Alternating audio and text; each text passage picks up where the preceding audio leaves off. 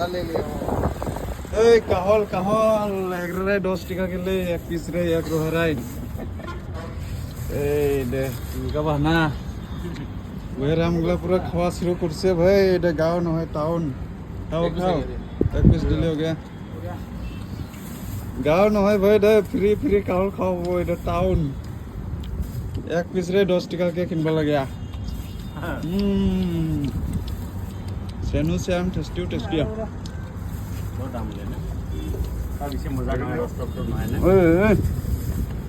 नहीं एक पीस कैसे बकरा बोले मालिक ने तो 2 पीस बोले रुके ना कि भाई काम से खाओ को भाई नहीं जा बोला बनाओ वो बहुत टेस्टी दुकान ना हो देखो दिला Oh, udah boleh pilih dia. Pilih 10 টাকা.